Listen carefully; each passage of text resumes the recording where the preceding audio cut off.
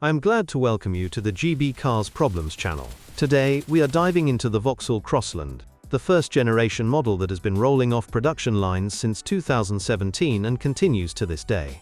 This compact crossover SUV is built on a shared platform with Peugeot and Citroën, offering a practical blend of space and affordability for UK drivers. Priced from around £15,000 for a base model, it appeals to families seeking an entry-level urban adventurer with decent boot space of 410 litres. One of the Crossland's strong suits is its efficient engine lineup, including a 1.2-litre turbo petrol that delivers up to 55 miles per gallon on the highway. It handles city streets with ease, thanks to light steering and a raised driving position that gives a commanding view of the road.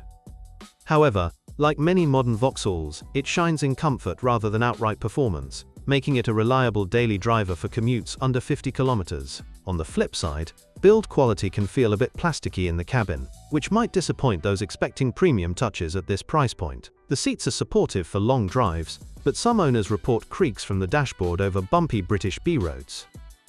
Overall, it scores well for value, often undercutting rivals like the Ford Puma by a couple of £1,000s. Let us now turn to the top 5 weaknesses that have plagued this model, starting with the notorious gearbox synchronization issues. Many drivers with a manual transmission complain of grinding noises when shifting, especially from first to second gear, which can worsen in cold weather. This problem often stems from worn synchromesh rings, leading to repair bills around £500 at a dealership. Infotainment bugs rank high on the list, with the touchscreen system freezing or lagging during navigation use.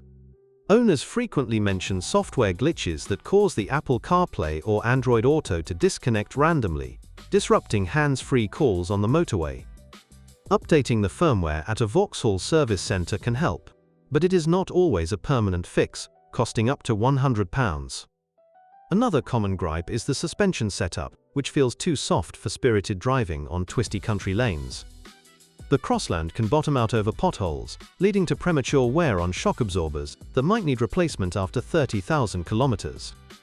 While it absorbs urban bumps decently, this weakness highlights its focus on comfort over handling prowess.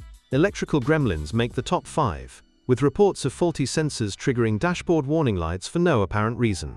The battery drain issue, often linked to the stop-start system, leaves some owners stranded in car parks across the UK. Fixing these can involve diagnostic scans at around £80, plus parts if the alternator is at fault. Fuel system woes round out our list, particularly in diesel variants where the AdBlue tank can clog, causing emission errors. Petrol models sometimes suffer from turbo lag below 2,000 revolutions per minute, affecting acceleration on uphill stretches. These issues, while not universal, can add unexpected costs, with AdBlue repairs hitting £200 or more. Despite these drawbacks, the Crossland boasts impressive safety features, including automatic emergency braking standard on most trims since 2019. Its compact size makes parking in tight London spots a breeze, and the optional parking sensors are a worthwhile add-on for under £300. Fuel efficiency remains a highlight, with real-world figures often exceeding 45 miles per gallon in mixed driving. Interior space is generous for a sub-4-meter crossover, comfortably seating 4 adults with room for shopping in the boot.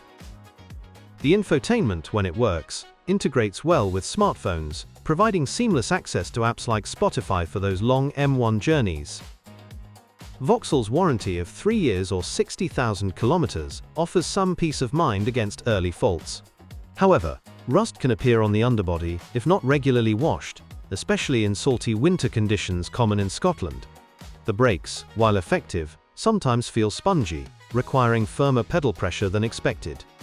Upgrading to aftermarket pads might improve this, but it is an extra expense around £150. Engine reliability is generally solid, with the PSA-sourced units proving durable over 100,000 kilometers. Some owners praise the smooth automatic transmission option, available from about £17,000, which avoids the manual sync problems altogether. It is worth noting that Vauxhall has addressed some early issues through recalls, improving later models. Visibility is excellent thanks to large windows and slim pillars, reducing blind spots in busy traffic. The Crossland's raised height aids in flooding-prone areas, a plus for UK weather. Cargo versatility shines with folding rear seats that expand space to over 1,200 litres. Yet tire noise intrudes at motorway speeds above 100 km per hour, which can fatigue drivers on extended trips. The air conditioning system occasionally struggles in hot summers, blowing lukewarm air until serviced. These niggles remind us that while affordable, the Crossland is not without compromises. In terms of resale value, it holds up reasonably well, depreciating slower than some rivals after 3 years of ownership. Insurance groups are low, often around Group 10, keeping premiums under £500 annually for experienced drivers. This makes it an economical choice for young families or first-time buyers. Paint quality varies, with some colors chipping easily on gravel roads, leading to touch-up costs of £50 or so. The steering wheel controls are intuitive, enhancing the driving experience without distraction. Overall, the Crossland balances everyday usability with modest running costs. One underrated feature is the optional IntelliLink system, which, despite bugs, offers voice commands for safer operation. Fuel tank capacity of 45 liters means fewer stops on road trips, covering up to 800 kilometers per fill-up. It is a practical pick for those prioritizing efficiency over excitement. However, clutch failures in manuals have been reported after heavy urban use, with replacements costing up to £800. The diesel particulate filter can clog in short trip scenarios, common in city driving. Regular maintenance is key to avoiding these pitfalls. The Crossland excels in urban environments, where its nimble handling and compact footprint shine. Optional features like heated seats add comfort for chilly mornings, priced at around £200. It competes well against the Renault Captur in terms of space and price. On the downside, the ride can feel bouncy over speed humps, unsettling passengers. Headlight bulbs burn out quicker than average, with LED upgrades available for £100. These minor annoyances do not overshadow its family-friendly appeal.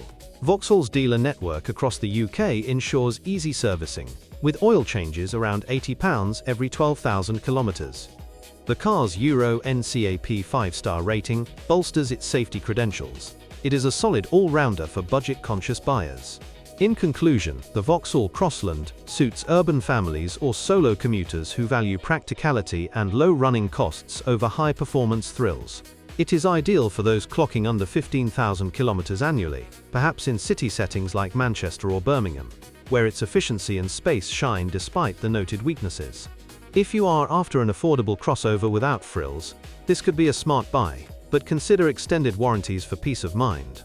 And if you own this automotive masterpiece, please describe the problems you encountered while driving it. Perhaps your review will help viewers when choosing a car. That's all I have for now. Thank you all very much for your attention. I'd be very grateful if you subscribe to the channel. See you soon.